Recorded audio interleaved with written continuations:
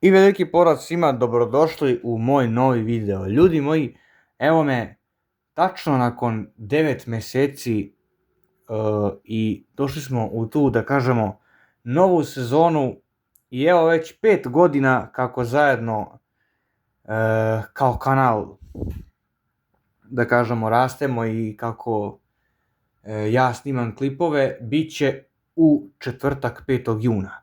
Tačno će biti 5 godina kako sam započeo sve ovo i iskreno da vam kažem da mi je jako drago što je toliko vremena prošlo i što ja to i dalje radim. Naravno, bez obzira na sve, kratak ću biti, vraćamo sve onako kako bi to trebalo da bude. E sad, kako to uobičajeno biva, 70 klipova će biti na kanalu Sa one strane istine i na ovom kanalu, dok se za kanal Lazar Matić Neobičan lik medija snima apsolutno svaki dan.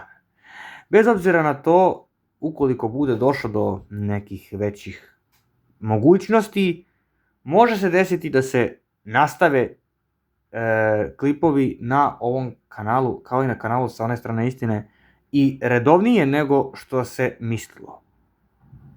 Kao što znate, dosta sam radio na kanalu Lazar Matić Neobičan lik medija za ovih godinu dana i kao što znate, bio je taj jedan period kada sam napravio neku pauzicu od 2 mjeseca gdje sam povremeno kačio TikTokove i pesme koje sam radio. Planiram po pitanju muzike isto malo više da se aktiviram i da to radim. Neke ste već stvari mogli da vidite i ovdje koje sam delio, a neke ste mogli da vidite ako ste pratili kanal Lazar Matić Neobičan lik medija, šta sam objavljivao tokom tog perioda.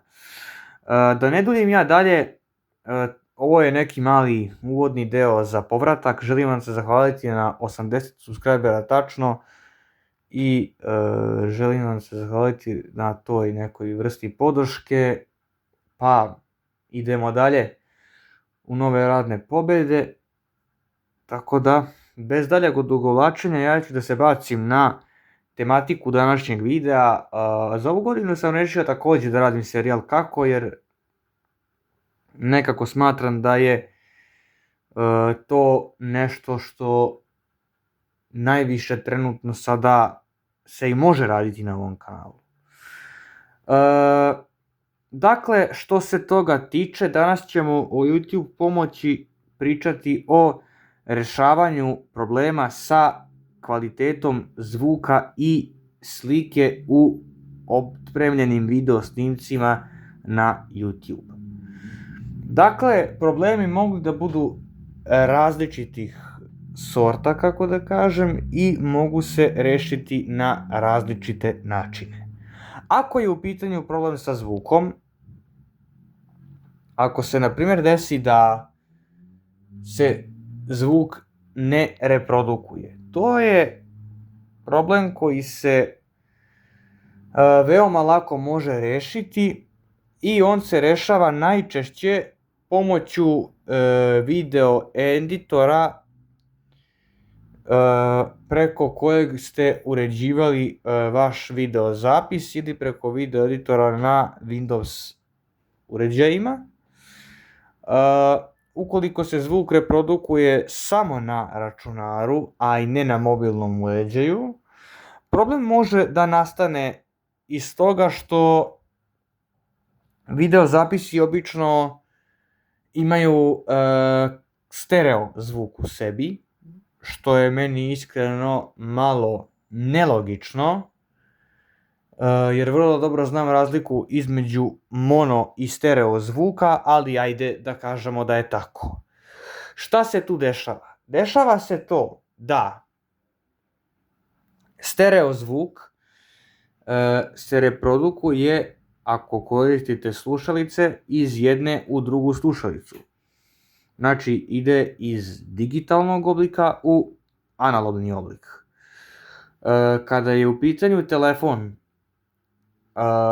taj stereo zvuk treba da se konvertuje u mono zvuk kako bi se reprodukovao. Nekad se to ne može desiti jer uređaj ne podržava neke od tih formata, pa je potrebno zato te probleme rešavati pomoću editora na vašem računaru koji ste koristili za video editovanje zvuka, ili jednostavno ukoliko ste video preko telefona objavili, da preko telefona u nekim aplikacijama za editovanje videa pokušate da rešite probleme.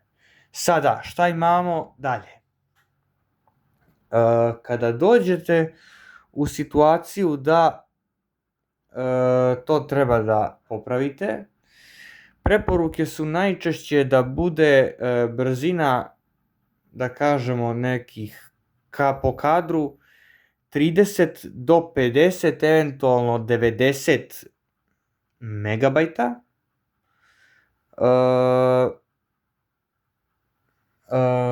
Zatim, bože, nije megabajta, nema veze. U svakom slučaju, šta je tu takođe još bitno? Bitno je da prenos podataka bude automatski, da podešavanja kvaliteta budu automatska i sve što može automatski bude podešeno. Kao audio kanali najčešće koriste se AAC i FLAAC. Brzina uzorkovanja je 128, brzina zvuka 128 u kilobajta po sekundi. Isto tako je i kada je u pitanju po kadru, znači od 50 do 90 kilobajta po sekundi u kadru. Brzina uzorkovanja 44.100 ili 48.000 Hz-a. Tako vam je i kad radite audio mix i master za pesmu. Znam to pošto to sam već radio ranije i naravno te neke stvari već unapred znam. Što se tiče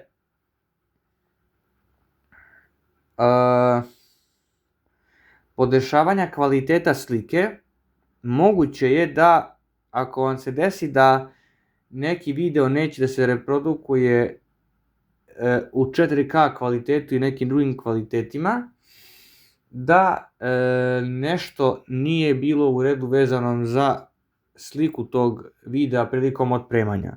U takvoj situaciji možete da stavite video na otpremljen po pozivu, znači svako ko ima link samo može da pogleda taj video, i ono što možete da uradite jeste da pokušate da popravite to u YouTube alatkama za editovanje već nekih objavljenih video snimaka, kao što su izmena muzike u short klipovima ili bilo kojim klipovima gde je upotrebljena muzika koja bi zloupotrebila video i dovela kanal u opasnost da dobije opomenu zbog autorskih prava i slično. Nakon što popravite kvalitet slike vašeg videa, video možete objaviti kao javan. Eto, otprilike to bi bilo to za današnji klip. Ja se nadam da ste uživali. Ako jeste, lajkujte video i subscribeujte se na kanal i šerujte klip. A ja se nadam da se uskoro vidimo u nekom od narednih klipova. Do tada, veliki pozdrav. Ćao!